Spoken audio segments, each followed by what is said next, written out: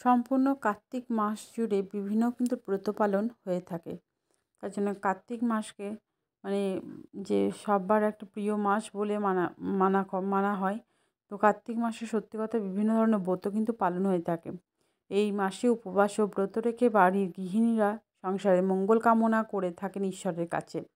কার্তিক পূর্ণিমার একদিন আগে বৈকুণ্ঠ চতুর্দশী ব্রত পালন করা হয়। তো কার্তিক মাসের শুক্লপক্ষের চতুর্দশী তিথির বিশেষ তাৎপর্য রয়েছে, তাই এটিকে বৈকুণ্ঠ চতুর্দশী বলা হয়। এবং কার্তিক মাস বা দামোদর মাসের শুক্লপক্ষের চতুর্দশী ভগবান এবং বিষ্ণু এবং ভগবান শিবের ভক্তদের জন্য পবিত্র বলে বিবেচনা করা হয়। কারণ বৈকুণ্ঠ চতুর্দশীর দিনে শ্রীহরি, বিষ্ণু ও ভগবান শিব উভয়েরই পূজা অর্চনা করা হয়ে থাকে ভক্তির সাথে। বৈকুণ্ঠ চতুর্দশী ব্রত পৌরাণিক কাহিনী ও ধর্মীয় বিশ্বাস অনুসারে এই দিনে ভগবান বিষ্ণুর আরাধনা করলে সাধক বৈকুণ্ঠ ধাম লাভ করে থাকেন। শিবের কৃপায় সমস্ত পাপ থেকে মুক্ত হতে পারেন এবং বারাণসীর বেশিরভাগ মন্দির বৈকুণ্ঠ চতুর্দশী উদযাপন করে। এটি দেব দীপাবলির মতো আরও একটি গুরুত্বপূর্ণ উৎসব অনুষ্ঠানটি বলা যেতেই পারে। এছাড়া বারাণসী ছাড়া বৈকুণ্ঠ চতুর্দশী গয়া, ঋষিকেশ, মহারাষ্ট্রের অনেক শহরেই খুব ধুমধামভাবে পালিত হয়। বৈকুণ্ঠ চতুর্দশীর ব্রতকথা আজকে পারলেও অবশ্যই একবার শ্রবণ করুন। ব্রহ্ম নারদকে এই ব্রত পালনের মাহাত্ম্য বলেছেন। তিনি বলেন যে সত্যযুগে কার্তিক মাসের শুক্লা চতুর্দশীর দিন শ্রী বিষ্ণু স্বয়ং বৈকুণ্ঠ থেকে কাশীতে যান এবং সেখানে সেই রাতের শেষ অর্থাৎ চতুর্থ প্রহরে মণিকর্ণিকা স্নান করেন আর সেখান থেকে হাজার সোনার পদ্ম নিয়ে সেখানে শিব পুজোর জন্য তৈরি হন। তখন তারপর যখন একটা ফুল দিয়ে শিবের একটা নামে পূজা করতে শুরু করেন, তখন শিব বিষ্ণুকে পরীক্ষা করার জন্য একটি কাজ করেন। তাই নিঃশব্দে ওই 1000 পদ্মফুল থেকে একটা পদ্মফুল সরিয়ে রাখেন। পূজার সময় একটা পদ্মফুল কম দেখে বিষ্ণু অবাক হয়ে যান এবং তিনি খুব চিন্তিত হয়ে পড়েন। কিছু সময় পর তার মনে হলো যে তাকে দেখে পদ্মালোচন বলে ডাকে। আর এই কথা মনে হওয়া মাত্রই বিষ্ণু নিজের আঙুল দিয়ে নিজের পদ্মের মতন একটা চোখ তুলে ফুলের ঘাটতি পূরণ করার চেষ্টা করেন এবং সঙ্গে সঙ্গে পরম ভক্তি সহকারে শিব পূজা সম্পূর্ণ করেন। বিষ্ণুর এইভাবে ভক্তি ও নিষ্ঠা দিয়ে পুজোতে সন্তুষ্ট হয়ে শিব তাকে ত্রৈলোক্য উপাধিতে ভূষিত করেন। এর পাশাপাশি বিষ্ণুকে তার শ্রেষ্ঠ ভক্ত হিসেবে স্বীকার করে নিয়ে তাকে বলেন যে বর চাইতে। বিষ্ণু চোখ ফিরে বললেন। তারপর বিষ্ণু শিবের কাছে কীভাবে দৈত্য দানবদের বধ করবেন তার উপায় জানতে চাইলেন।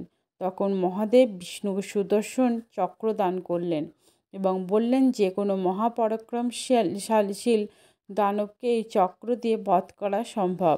এইভাবেই মহাদেব শ্রীহরিকে সুদর্শন চক্র দান করে আরও বলেন যে তিনি বিষ্ণুর পুজোতে খুবই সন্তুষ্ট এবং যারা শিব ভক্ত হয়ে বিষ্ণুকে অবহেলা করবে তারাই হবে শিবের সবচেয়ে বড় শত্রু এবং সেই কারণে এই ব্রত পালনে প্রথম বিষ্ণু পূজা করতে হবে, তারপর শিবের পুজো করতে হবে, না হলে শিব পূজা গ্রহণ করবেন না।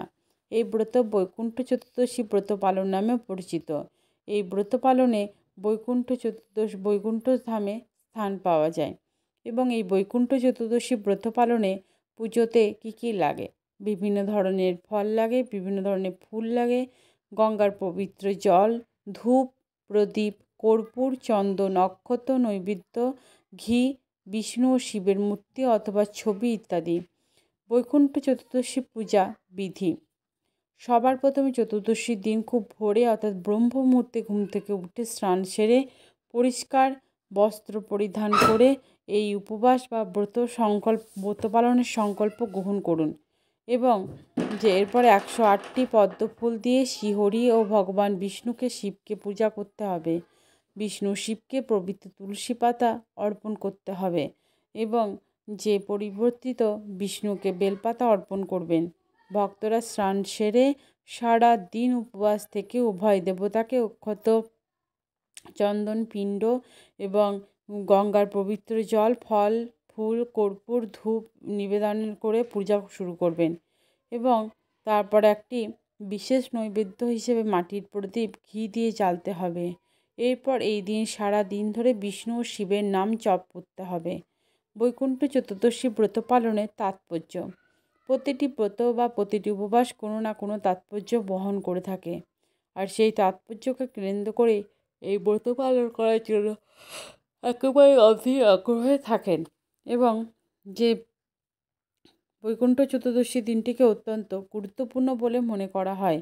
এই দিনটির বিশেষ কারণ, এই দিনে ভগবান বিষ্ণু, ভগবান শিবের আরাধনা করা হয়ে থাকে। শিবপুরাণ অনুসারে বৈকুণ্ঠ চতুর্দশী এই শুভ দিনে ভগবান শিব ভগবান বিষ্ণুকে সুদর্শন চক্র দিয়েছিলেন। ধর্মীয় বিশ্বাস অনুসারে এই দিনে যদি কোনো ভক্ত 1000টি পদ্মফুল দিয়ে ভগবান বিষ্ণুর পুজো করেন, তবে তিনি বৈকুণ্ঠ ধামে স্থান পাবেন। পৃথিবীতে করা সকল পাপ, যে জেনে না জেনে করা ভুলগুলো কিন্তু মাফ হয়ে যাবে, পুণ্য অর্জন করতে পারবেন। এই ব্রত পালনে যে সমস্ত নারী ভক্তি সহকারে উপবাস রেখে ব্রত পালন করবেন, তারা খুব ভাগ্যবতী হয়ে থাকেন। এছাড়া তারা ছেলে, নাতিপুতি সকলকে নিয়ে আনন্দে জীবন কাটিয়ে শেষ বয়সে শান্তিতে মৃত্যুবরণ করেন। আলোকরাতে করে বৈকুণ্ঠ ধামে যাত্রা করেন। এরপর পরপরে বা মৃত্যুর পর বৈকুণ্ঠ ধামে পরম সুখ থাকতে পারে।